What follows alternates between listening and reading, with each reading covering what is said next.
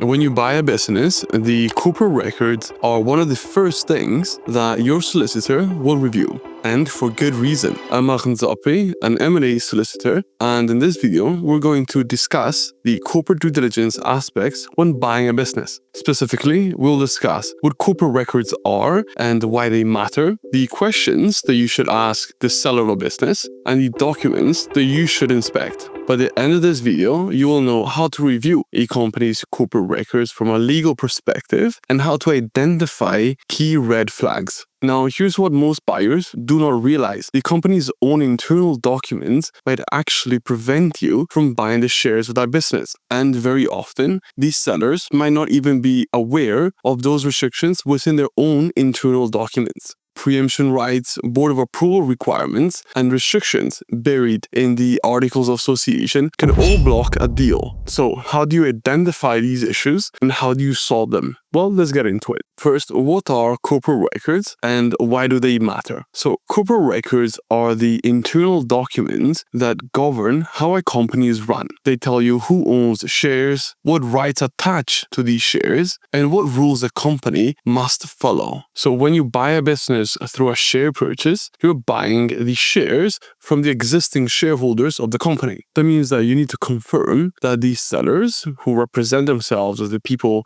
to whom you should pay money, are actually the people who own the shares and that they have the right to sell you those shares. You also need to understand what restrictions exist around the transfer of those shares, which typically are found in the shareholders agreement or the Articles of Association. So similarly to when you're buying a property, you would want to check the title registers and title deeds at the land registry. The corporate records serve a similar purpose. They prove the ownership and reveal any restrictions that could affect the transaction. If the corporate records are messy, incomplete, or inconsistent, that is a warning sign. It may mean that the company has not been properly managed, and it could create problems after the deal completes. So let's move on to the second chapter, which is what are the actual things that we need to look out for when conducting corporate due diligence when buying a business. First, as discussed, you'll want to make sure that these sellers own the shares. Now, this sounds obvious, but you would be surprised how often there are discrepancies. You need to verify that each seller is recorded as the legal owner of those shares that they're selling.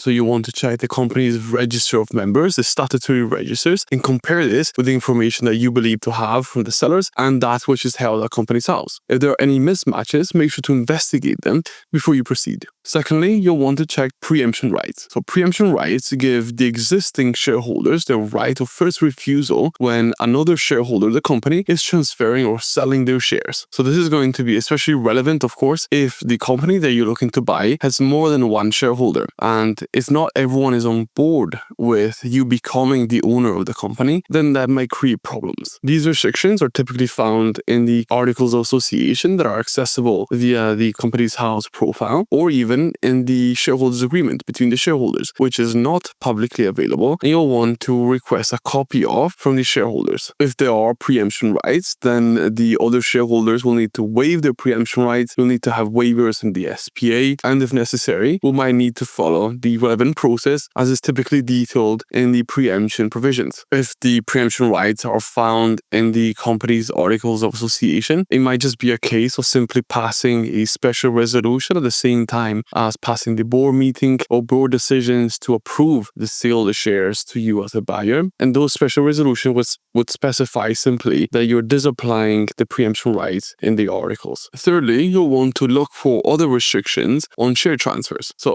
beyond preemption rights, there may be other restrictions on the transfer of shares. Some Articles of Association require board approval before the shares can be transferred. For example, the vast majority of Articles of Association require that there is a board meeting and a board approval is given to the transfer of shares. So you'll need the directors of the company to also be on board with you becoming the new owner of those shares. Others may state that a director who is also a shareholder cannot approve the sale of his own shares to someone else because, for example, of a conflict of interest. If that's the case, then again, we'll need to make sure that either the conflict of interest provisions are disapplied by special resolution, or there are enough directors present at the meeting to still form a quorum, meaning there are enough directors present for decisions to be validly made, even if the conflicted director is not counted towards a quorum. So in short, or in summary, we'll need to understand what are the hoops that we need to jump through, and of course, make sure that we properly jump through those hoops as detailed in the relevant documentation. The risk with not identifying the hoops that we need to jump through and not properly jumping through those hoops is for the transaction to be recognized as not valid. That's typically the case if you don't follow the correct procedure and someone decides to challenge the transaction. Now, before we discuss the documents that you'll want to inspect, feel free to email me if looking for professional legal advice. With our legal advice calls, there are no charges, no obligations, and there won't be any nonsense. Contact me now at info@zoppi.co.uk.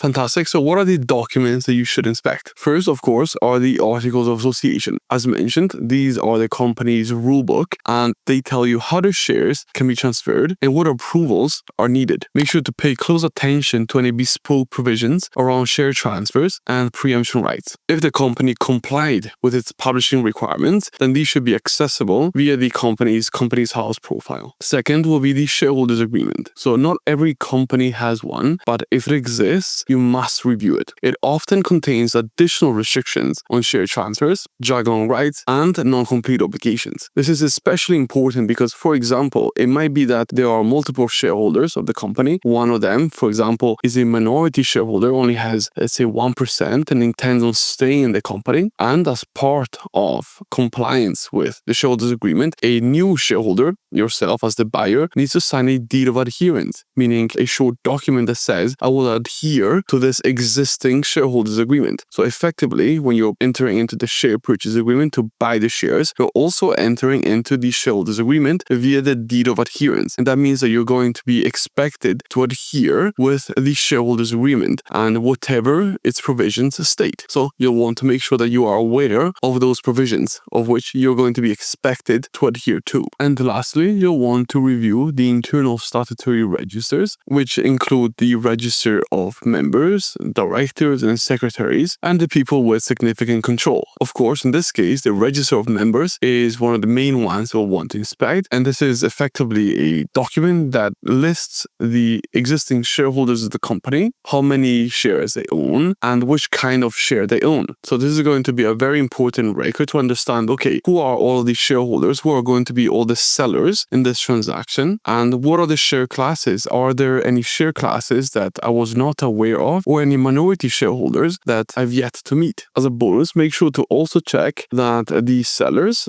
have their share certificates. Share certificates are the evidence of ownership of shares. Check that these details on each of the certificates match the register of members that you just checked. If anything is missing, these sellers should provide you with an indemnity to cover you. And that is how you conduct corporate due diligence when it comes to buying a business. Now, what happens if these sellers do not have their corporate records in order? This is actually quite common, especially with smaller companies. Your solicitor will need to work with the sellers and the sellers' solicitors to either tidy things up before completion or put in place indemnities to cover you as a buyer. Thank you for watching, and in the next video, we'll cover finance due diligence, including how to review loan agreements, overdrafts, and charges. You can watch it here now. Thank you.